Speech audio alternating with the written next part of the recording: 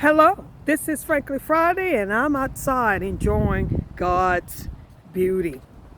But I want to talk to the ladies today, the women I call the women in waiting. Many of you are single, not because no one has asked you to marry, but because it is hard to trust men. We are living in a time when we cannot trust anyone. You can't trust the company you work for. You can't trust the babysitter who watches your kids. You can't trust your loved ones and so-called friends. You can't trust the government. You can't trust the teachers in the classrooms.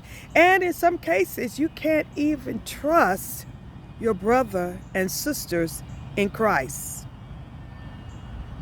But I want to challenge you. I want to challenge you today to redirect your trust. Redirect your trust because most of you are striving for a trustworthy relationship, but you have not committed to the relationship, to the man who is worthy of being trusted. Preserve me, O God, for in thee do I put my trust.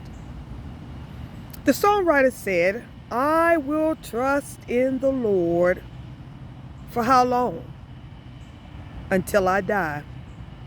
But some of us don't want to put all our trust in God because we know it would cause us to depend on and wait on Him to move in our behalf, which means we will have to change our way of thinking, change our behavior, and a lot of times we are not really ready for that.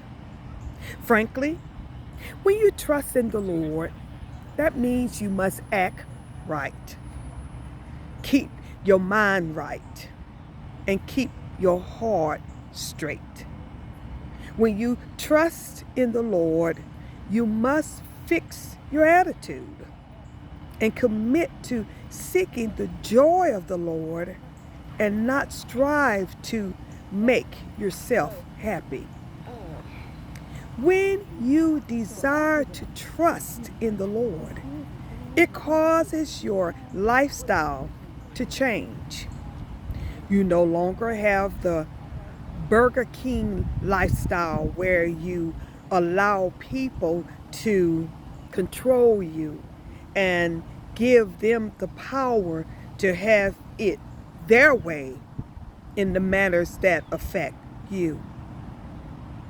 When you seek to trust in the Lord, you no longer have a stop and go convenience store mentality, allowing people you know don't mean you any good to come and go in your life when they get ready, whenever it pleases them.